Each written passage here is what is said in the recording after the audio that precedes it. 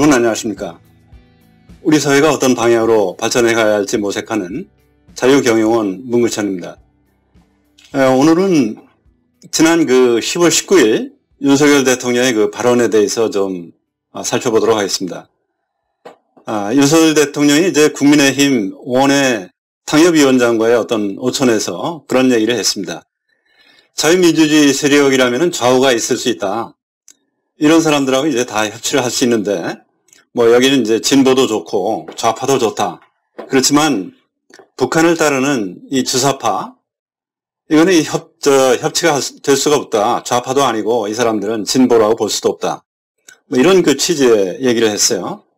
이게 무슨 뜻인가 하는 거를 좀 생각을 해보도록 하겠습니다. 자, 윤석열 대통령의 발언을 엄밀히 따진다면 꼭 그렇게 맞는 말은 아닐 거예요. 자유우파의 대통령으로서 엄밀한 의미의 이 자유우파라고 하면은 개인의 자유, 그리고 이제 시장 질서를 갖다가 지향하는 이런 세력이기 때문에 보수 우파적인 그런 정치를 하겠다. 이렇게 이제 하는 것이 이제 맞는 것이죠. 그렇지만은 현실을 반영을 해가지고 좌파 중에서 좀 온건한 그런 세력과는 협치를 할 수 있다. 그런 의미라고 이제 볼 수가 있는 것인데, 일종의 전략적인 후퇴라고도 이제 생각을 해볼 수가 있겠어요.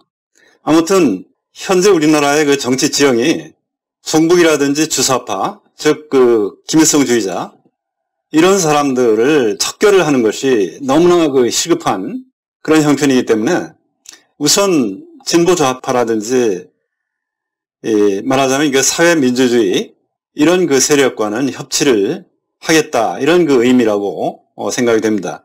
그래서 이번 논의에서는 조금 구체적으로 협치를 할 수 있다라고 보는 세력은 무엇이고 협치를 할 수 없다라고 하는 종북 세력, 김일성주의자는 어떤 세력인가 하는 것을 조금 간략간략한 예를 좀 살펴보도록 하겠습니다.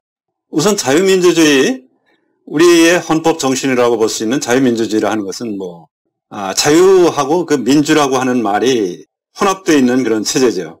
자유체제, 그리고 민주주의 체제, 이 두 가지가 이제 합성되어 있는 말인데, 여기서 자유라고 하는 말은 일단 개인의 자유를 존중하는 이런 체제다. 그래서 이제 개인의 자유라 하는 것은 이제 개인의 생명, 행복 추구권이라든지 사유재산, 이런 거를 존중을 하는 체제다. 이게 이제 시장 질서를 존중을 하는 체제를 얘기하는 것이죠.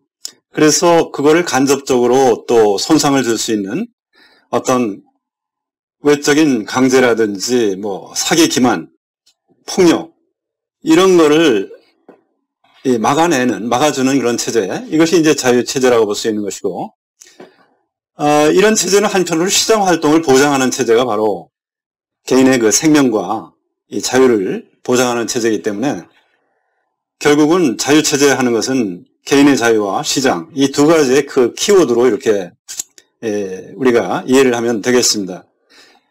그러면서 거기에 결부되어 있는 시민적인 그런 자유를 포함을 하죠.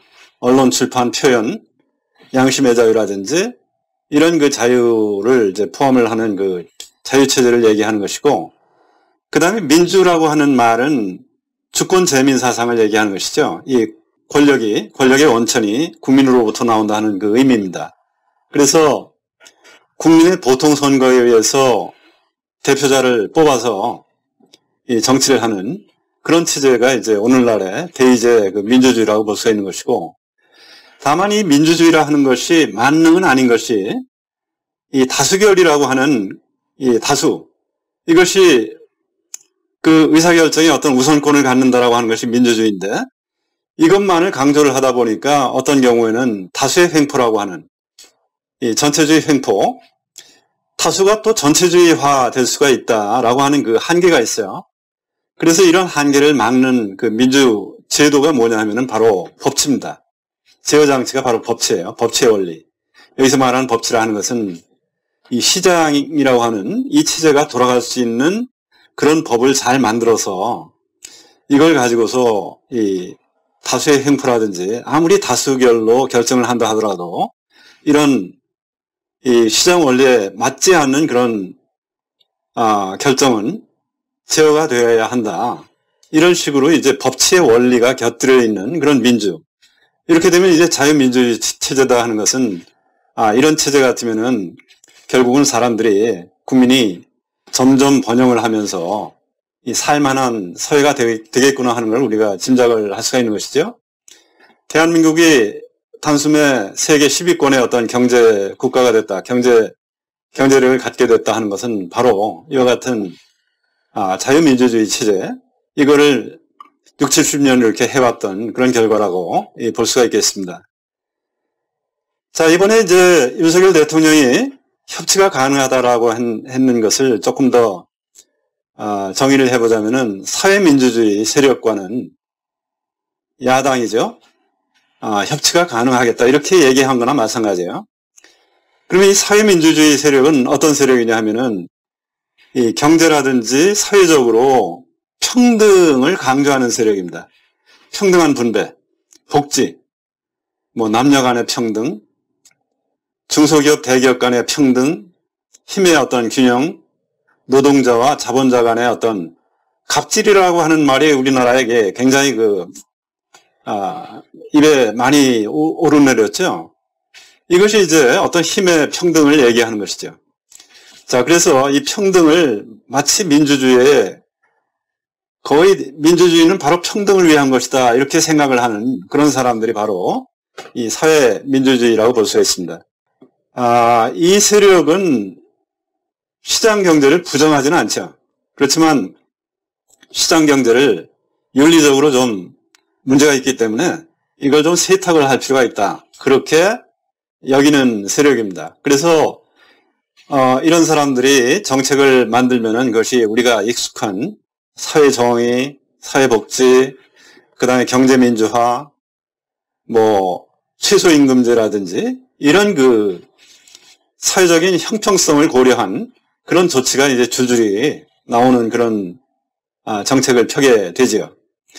자, 그래서 이제 사회민주주의가 너무 지나치게 이렇게 됐을 때 문제가 되는 건 뭐냐면은, 공공부문의 이게 비대화, 그리고 결과적으로 이 관료기구가 점차 이 효율성이 떨어지게 됩니다. 그렇게 되면서 이제 국가 자원은 이게 한계가 있을 것이기 때문에 반대로 사적 영역인 기업이라든지 이런 쪽으로 배분이 돼야 되는 이 자원은 점점 줄어들겠죠. 이거는 이제 국가 경쟁력을 저하시키는 그런 요인이 될 것이고, 결과적으로 국가 번영을 갖다가 좀먹는 아주 경직된 그런 사회를 만들 가능성이 있는 것이죠. 자, 그래서 이제 그럼에도 불구하고 이런 사회민주주의, 이런 평등을 강조하는 사람들이 얘기하는 유대감이라든지 이타심이라든지 이런 얘기를 들으면 우리가 마음속이 굉장히 푸근해져요. 당연히 사회라는 건 저래야지, 공동체 강조하고. 근데 왜 그런 마음이 푸근해지느냐 하면은, 우리의 DNA 속에 아주 오랜 세월에 걸쳐서 이 원시 공동체에서 살아왔었던 유구한 그런 세월이 DNA에 새겨져 있기 때문에 그렇습니다. 이제 원시 사회에서 어떤 사냥을 해가지고 짐승을 잡아왔다 하면 이걸 골고루 나눠 먹으면서 오순도순 이런 유대감 속에서 살 거 아닙니까? 근데 이런 것이 그런 유대감을 가지고서 오늘날의 이 열린 거대 사회, 이 수많은 직업으로 이 분업화가 돼 있고, 이 서플라이 체인이 이렇게 아주 복잡하게 얽혀져 있고, 이런 속에서 유대감 가지고 뭘 통제를 한다? 이게 말이 안 되는 것이죠. 시장 질서를 갖다가 잘 돌아가게 하는 그런 시장 질서에 맞는 행동 규칙, 이것이 이제 번영을 이끄는 하나의 도덕권이라고 볼 수 있는데, 불행하게도 이제 이 사회민주주의, 이거를 옹호하는 사람들은 시장을 갖다가 마치 도덕적으로 문제가 있는 것인 양 그렇게 이제 얘기하는 것이 좀 문제가 있습니다.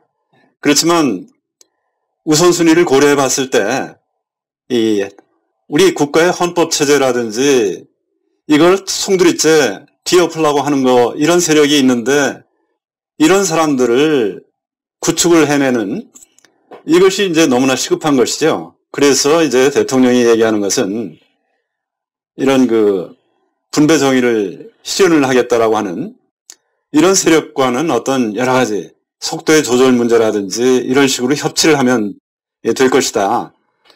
그러나 국가를 전복을 기도하는 그런 세력과는 이제 협치를 할 수가 없다. 이렇게 이제 정리를 해볼 수가 있겠습니다. 자, 그래서 이제 몇 가지 예를 통해서 국가를 전복을 하려고 하는 그 세력의 예를 좀 한번 보겠습니다. 얼마 전에 김문수 위원장이 국회 청문회인가 뭐 여기서 이제 어떤 질문을 받고 대답을 했죠. 자, 문재인 전 대통령이 김일성주의자라고 보느냐 뭐 이런 질문이었어요. 그러니까 이제 그렇다. 이 북한에서 내려왔는 김영남 앞에서 말이지 이 공산 김일성주의자인 신영복을 가장 내가 존경하는 사상가라고 이렇게 치켜 세우는 것이 이 방송에 나왔는데 이거를 김일성주의자라고 생각을 할 수밖에 없지 않느냐 이런 취지로 이제 대답을 했죠.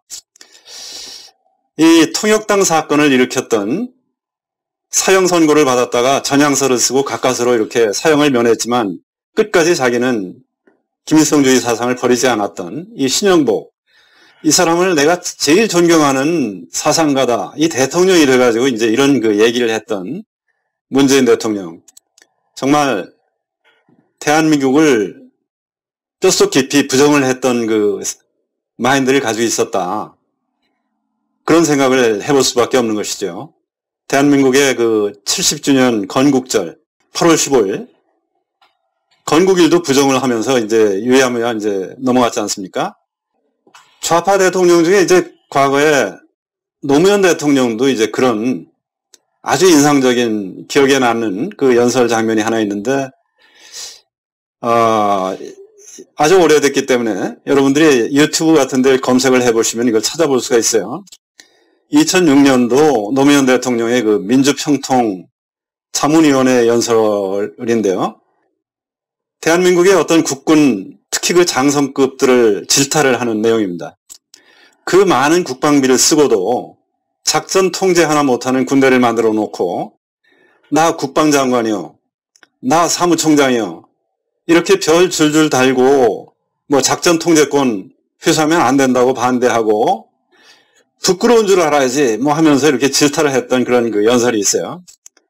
자, 이 노무현 대통령의 발언은 이 한미동맹이라고 하는 것을 단지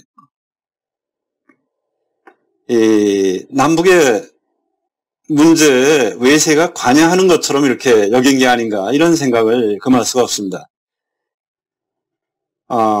그러면서 휴전선을 한번 생각을 해보자면 휴전선이라 하는 것은 남북의 경계인 거는 맞죠? 그렇지만 사실은 좀 더 넓은 지정학적인 구도에서 보자면은 이 북한 뒤에 있는 이 중국과 그 다음에 소련이라고 하는 그 전체주의 체제, 이거를 막아내는 그 이 방어선이 바로 휴전선 아닙니까? 그리고 대한민국이 이 혼자 그 거대 세력을 막아낼 수가 없기 때문에 한미 동맹이라고 하는 이 구도를 통해 가지고 같이 협력을 하면서 이걸 막고 있는 이런 역할을 하는 사람들이 국군이고 그 지휘자들이 이제 국군 장성인데 이런 그 별들을 갖다가 이 장군들을 모욕을 하면서 그것도 모욕하는 사람이 다른 사람도 아닌 군 통수권자인 대통령이 그렇게 이 장군들을 모욕을 했다. 아주 인상적인 장면이었었죠. 전체적인 지정학적인 구도를 봐야 하는 그 대통령으로서 국가의 그 보위, 안보, 이거를 책임지고 있는 대통령, 국군 통수권자로서 이런 식으로 얘기를 하는 것은 국가 체제, 국가의 안보를 갖다가 허물려고 하는 그 발언이라고 이렇게 의심을 받아도 할 수 없는 그런 그 내용이고, 좀 더 심하게 얘기한다면은 아까 이제 문재인 대통령의 발언과 마찬가지로 국가의 체제를 전복을 하려고 하는 그 망언이다. 그렇게 볼 수가 있는 것이에요. 그런데 이번에 그 이재명이 만약에 대통령이 됐었다 하면은 아찔하죠. 뭐 최근에 그 한미일 연합훈련 수년 만에 이렇게 겨우겨우 이렇게 실시가 됐던 이 훈련을 갖다가 친일이라고 하면서 공격을 하지 않습니까? 이런 세력들이, 혁명 세력 비슷한 이런 세력들이 국가의 이 지도자로 올라서는 것을 우리가 어떻게 막을 수 있느냐, 이런 사람들이 정치 일선에서 퇴출돼야 되는데 이 버젓이 그렇게 최상위층까지 이렇게 올라가는 이 사태를 어떻게 막을 것이냐 하는 것이 아주 중차대한 이 과제다. 그런 그 인식이 바로 윤석열 대통령의 최근 그 발언이라고 이제 볼 수가 있는 것이에요. 자, 그런데 이제 이런 지금 드렸던 예는 하나의 국가 지도자가 어떤 발언을 하느냐 하기 때문에, 어떤 임팩트라든지 이런 거는 금방 드러나는 점이 있어요. 근데 이제 사회 각계각층에 조용히 스며드는 일종의 진취전 세력, 종중 종북 김일성주의를 하는데 이것이 정치 지도자가 아닌 사회 각계각층에 이렇게 스며들어오는 그런 세력, 이런 사람들은 오랜 세월 동안 침투하는 이런 은밀히 체제 내부에서 좀먹어 들어오는 그런 방식이기 때문에 그람시의 어떤 진취전, 이거를 연상을 시키는 그런 세력이라고 볼 수 있는 것이죠. 이런 세력을 갖다가 어떻게 우리 사회에서 이거를 정리를 해내느냐 하는 것이 사실은 더 큰 문제라고 이제 볼 수가 있는 것이죠. 교육계의 어떤 자라는 어린 학생들에게 종북적인 그런 사고를 주입을 하는 역사책이라든지 뭐 전교조 문제라든지 언론 방송에 보면은 온갖 왜곡된 그런 시각을 갖다가 지속적으로 주입을 하는 반시장주의적인 또 이 좌익 영화를 만드는 예술계의 행태라든지, 이거를 어디 가가지고 상을 받아오니까 이것이 이제 한류의 하나의 커다란 업적 아니냐, 성과다. 그러면서 자랑만을 하고 있는데 그 사람들이 표방을 하고 있는 내용이 반시장적이고 좌익적이고, 이랬을 때 이제 한류를 좋아하면서 이렇게 자랑만 할 수 있겠느냐, 이런 생각을 좀 해볼 수가 있는 것이죠. 이 사회민주주의 세력과는 협치가 가능하다. 그러나 우리 헌법 헌법 체제 자체, 국가의 이 정체성 자체를 바꾸려고 시도한다라든지, 남북 연방제라고 하면서 이제 사실상의 이 공산주의 통일, 북한에 종속되는 그런 통일을 획책을 하는 세력이라든지 이런 세력과는 협치가 불가능하다 하는 것이죠. 그래서 이제 사회민주주의 세력이라 하는 것은 사실은 말씀드렸던 이 형평성, 이 공정, 이런 거를 강조하는 세력인데, 이거는 뭐 즉각적으로 국채를 변경하려고 하는 그런 시도하고는 이제 다른 것이고, 다만 이것이 지나쳤을 때 이 국가가 이 관료적으로 변하고 국민의 어떤 번영, 장기적인 번영을 손상하는 그럴 가능성이 있다. 그렇기 때문에 조심해야 되는데, 다만 변화의 속도라든지 이런 거를 이제 협치하면서 이 조절하는 문제에 해당이 된다 하는 것이죠. 예를 들면은 이제 최근에 아마 이 법안이 통과가 된 걸로 알고 있는데, 이 과잉 생산된 쌀을 수매하는 문제. 이거는 이제 이 국민의 세금으로 비싸게 책정되어 있는 쌀값, 이 시중에서 소비가 되는 이상으로 이 쌀을 농민을 위해서 수매를 해주는 거예요, 국가가. 근데 이거를 반대로 이 시장의 원리대로 하자면은 이제 이 외국에서 아주 싼 쌀을 도입을 할 수가 있기 때문에, 사실은 농민들이 쌀 농사를 위주로 하고 있는 이 농민들이 급격하게 도태가 되는 그런 형편이 될 수밖에 없는 것이죠. 그동안 우리의 전통으로 보자면은 농자 천하지 대본이다 해가지고 그렇게 소중하게 생각을 했었던 이 어떤 뿌리 같은 이 농민들. 근데 지금 농촌에 가보면은 거의 대부분 그분들이 이 나이도 이제 뭐 한 노년층에 들어가 있는 이런 사람들이 농사를 짓는 거 아닙니까? 이럴 때 국민의 세금으로 일부 좀 사주는 그런 법안이 통과됐다 하더라도, 그런 시대적인 변화에 의해서 이런 연로한 이런 농민들이 이제 서서히 세대 교체가 되고 하면은 이 농촌도 기업농으로 이제 변할 것이고, 이런 부분이 협치가 가능하다는 것이죠. 원칙적으로 시장의 원리만을 보자면은 이 자유주의자 이런 사람들이 요구하는 것처럼 이건 일종의 가격 통제이기 때문에 이건 해서는 안 된다 하는 식으로 강력하게 주장을 하는 사람들이 있지만, 그러나 이런 것은 일종의 사회 민주주의적인 그런 정책이기 때문에 이런 거는 이 협치가 가능하다 하는 것이 이번에 윤석열 대통령의 이 취지입니다. 다만 무슨 이 혁명을 획책을 하면서 이제 이 나라의 체제를 뒤흔드는 이런 세력을 어떻게 이 정치 일선에서 이걸 속아내느냐, 이 사람들하고 협치할 수 없다 하는 것이 그 발언의 이제 요지가 아닐까 그렇게 생각이 됩니다. 말하자면 현재 그 민주당 내에 있는 정치 세력을 좀 협치가 가능한 세력과 이 불가능한 세력을 좀 구분을 해야 되고, 이 불가능한 세력, 협치가 불가능한 세력은 그 자체 내에서 말하자면 하나의 그 필터링 할 수 있는 그런 시스템이 가동되기를 바란다라고 하는 것이 그 대통령의 이 발언의 취지가 아닐까 그런 생각이 들었습니다. 감사합니다.